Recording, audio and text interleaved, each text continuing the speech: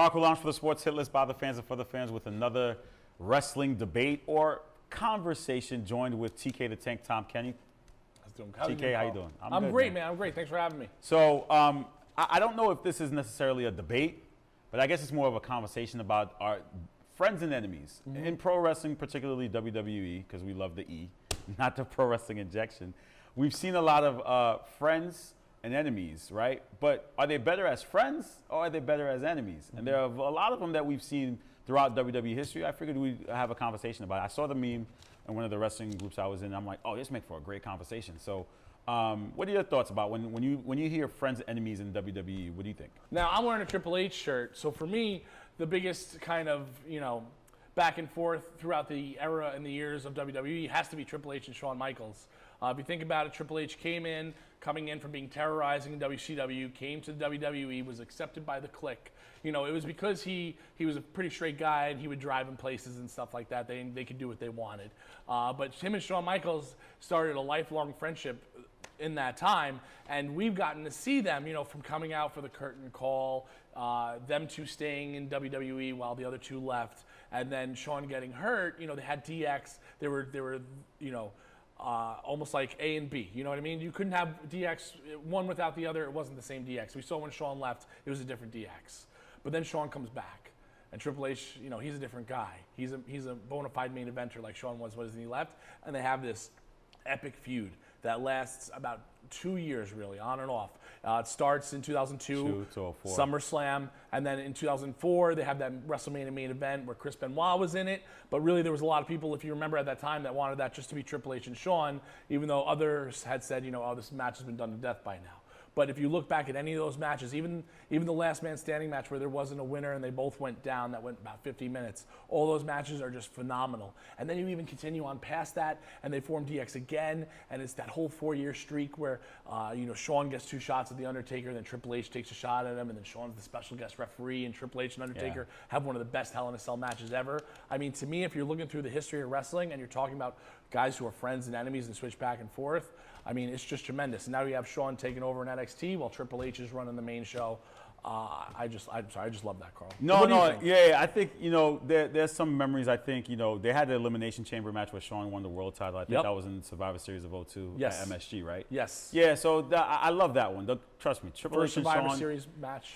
If you want to take it back, just tell us off camera, I'm thinking about it, right? You could take it back to the Mega Powers, though. Oh, yeah. Come on.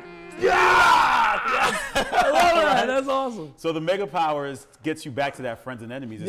Macho and Hogan really started that whole friends and enemies thing and it wasn't even on camera. I think it was off camera too. If you watch a lot of I know you watch the documentaries like I do, and we're wrestling historians. Hogan will tell you, he's like, Macho felt a certain way. He felt like I was, going in on his wife. And mind you, they all live in the same area. They all were friends because their wives were friends. Well, I mean, but Macho had that jealousy factor, which, and we saw the split in the back locker room with the Mega Powers, and then they fought each other at WrestleMania. I think that goes back to. And you know what? Hindsight being 2020, I can't blame Macho Man because Hulk Hogan now he's got some stuff with his friends' wives that have come out. So Macho Man wasn't too far off. But when you think about friends and enemies, I take it back to there. Yeah. Now we would take it back to that. I guess the golden era is what that era was. Yeah, right? yeah. Your Attitude Era with them, kind of tied into Ruthless Aggression a little bit. We want to get more modern. We see 2 of them now, right? With Kevin Owens and Sami Zayn, which I think is great. And we saw them in NXT. They had their rivalry, and then now we see them as tag champions. We know those guys are best friends. But for me, it's like, I love to see them go at it, too. Yeah. Even though they're tag teams, but I love their matches. They have classic NXT matches. Oh, yeah. Which are just like prime Kevin Owens. Owens powerbombing Zayn on the corner of the side of the ring after Zayn won the title is an all-time NXT moment. Yeah, so I think in recent memory, I think that one, sometimes it gets oversaturated. Sometimes I think those get oversaturated, like you said, with the Triple H and Shawn, it got oversaturated for its time. Kevin Owens and Sami fighting each other, at some point you're like, I think they had a WrestleMania match. So you're like, all right, they did, 36. How many more times are you going to see it? Finally, when they won the tag team titles together, we knew that was a brotherhood. Like, wow, they finally got it done.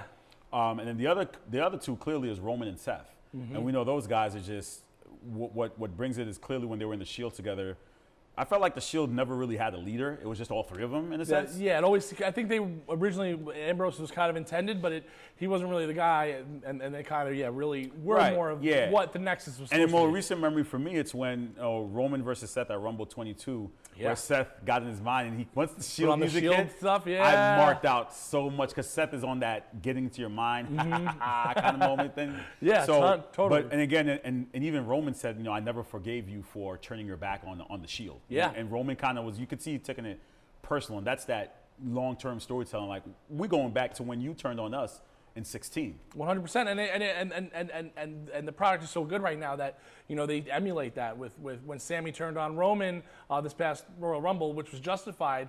It was a chair to the back. Same thing that Seth Rollins did to him. In 2014, you can see how that could set Roman off, and everything that's come from that and the Seth and Roman has evolved into this Bloodline storyline where even Bloodline, I know that's more family than friends, they're having their issues now too, and that's another great story. I think you mentioned 1.2 you made off camera about could we toss in managers of friends and enemies, right? And when you said that, I'm like, Paul Bearer and The Undertaker, they were for each other. They were together for like 7 years, and then when Mankind comes, here comes Paul Bearer, which you would never think would happen, turns on The Undertaker, and you're like, what they earn, and you're just like, oh my God, right? So I think, and then you also said Brock and... Yeah, well, another Paul Heyman and Brock Lesnar. Paul Heyman was the advocate for Brock Lesnar.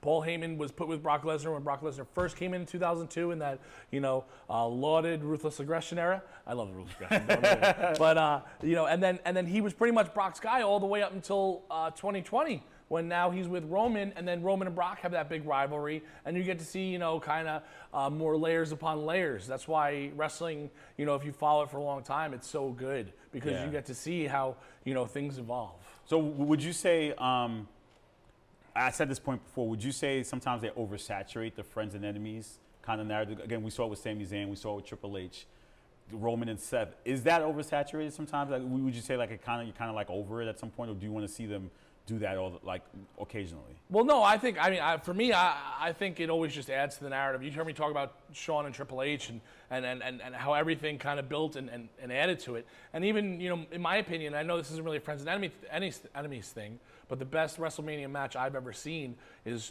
Undertaker versus Shawn Michaels at WrestleMania 25. One of the reasons that match was so good was because, Shawn had never lost to The Undertaker going into it. You had all that history. Undertaker broke his back and everything like that. So for me, wrestling, all those things kind of tie into each other. So it only makes it better. So, Kevin and Sammy, they're best friends right now. They just won the tag titles at WrestleMania.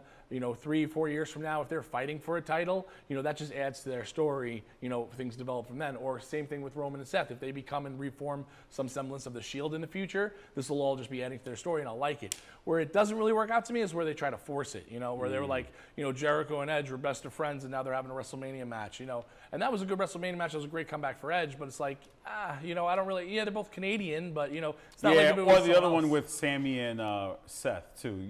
No, that's Sammy. I'm sorry, Kevin and Seth. Kevin and Seth kind of had their little friend, like for the last couple of years. I see what you're talking about. Yeah, they had their little thing there, but I love those good storylines. I think the friends and enemies, because just like with our best friends, I'm sure we've been at odds with our best friends. Yeah. And I think I always say this to anyone who wants to watch wrestling, when they tie in things I can relate to, especially with the family and friends dynamic, I get it. You know, like you said, even with the bloodline now, like I fight with my brothers all the time. I know. I don't fight my brother too. Yeah. So you get it, and even with friends, I'm at my friends' throats all the time. But then when we're together, we're inseparable. Exactly. Yeah. Exactly. So like, share, comment, subscribe. All hit list content. You can find all more of our wrestling content there. We'll see you guys next time. Take care.